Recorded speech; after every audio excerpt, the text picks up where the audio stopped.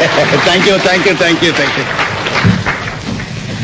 అందరికీ వందనములు ఎందరో మహానుభావులు. మై డియర్ పేరెంట్స్, అంటే అమ్మలు నాన్నలు. నవ్వకండి, నేను మీలో ఒకనేగా, నేను ఒక నాన్ననే. అనుకోవడానికి మనం అంతా తల్లిదండ్రులమే, కానీ నిజంగా తల్లిదండ్రులమా? తల్లిదండ్రులాగా ప్రవర్తిస్తున్నావా?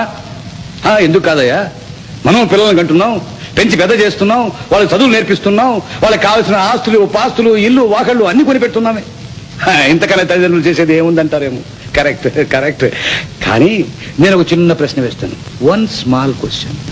మనలో ఎంతమంది రోజు కాకపోయినా వారానికి ఒక్కసారి మన పిల్లలతో 1 గంట సేపు కాలక్షేపం చేస్తున్నారు? ఎంతమంది వాళ్ళు ఏం చేస్తున్నారు, ఏం చదువుతున్నారు, ఎలా తయారవుతున్నారని చూసుకోగలుగుతున్నాం? ఏది మనకి తీరుబడేది? ఎంతసేపు ఇంకా సంపాదిద్దాం అన్న పరుగులతోనే తీరిపోతుంది మన బ్రతుకు. ఈ రోజు మన కుర్రవాళ్ళని చూస్తుంటే వాళ్ళ వెనకాల రూపాయలు కనిపిస్తున్నాయే గాని వాళ్ళు వ్యక్తులుగా గాని వ్యక్తిత్వం కల వాళ్ళుగా గాని కనిపించడం లేదు. ఈనాడు ప్రపంచంలో మన దేశంలో వస్తున్న మార్పులు గమనించండి. సంపాదనలు ఎంతకాలం ఉంటాయో కాస్త ఆలోచించండి. ఎప్పుడు ఏ గాలి కొట్టుకుపోతాయో ఎవరు చెప్పలేరు. అంతా అగమ్యగోచరం. Very sorry.